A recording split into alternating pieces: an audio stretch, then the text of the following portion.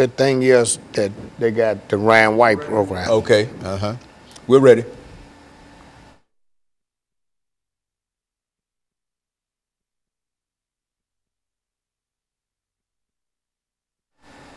Thank you and welcome back to the second segment of the show for today.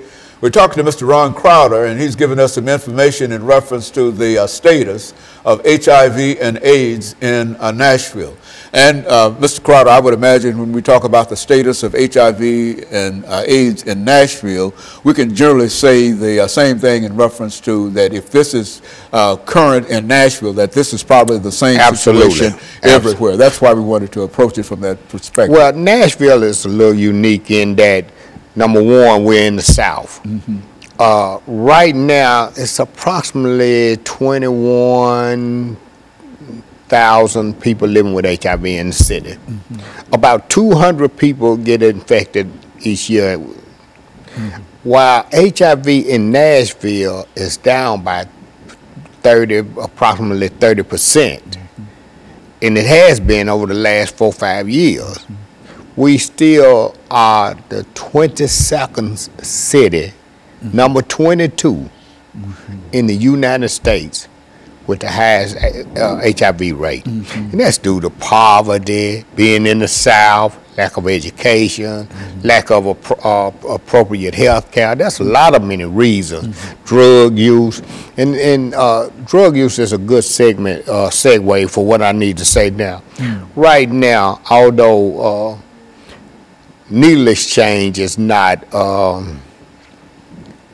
legal in Nashville, we know that needle exchange reduce HIV rates in the injection drug use population. So street works, you know, we just had to be proactive on that front. So we do provide sterile syringes for people who are actively using. While we don't condone drug use, we do know that they're going to use drugs whether they have clean needles or not. So in order to reduce HIV infection rates, we provide sterile syringes for people who are actively using, but we also offer them information and try to help them move to get into drug treatment.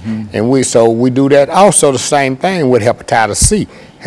We have probably 50 or 60% hepatitis C positivity rate in our testing. Now, what do you mean when you say HIV and this? You've got another disease that hepatitis C. Hepatitis C. Now, what is that all about? Hepatitis C is a disease that affects the liver. So people like me, I had hepatitis C. The good thing about me, and I've just been blessed by the Lord, I was able to stick around, or the Lord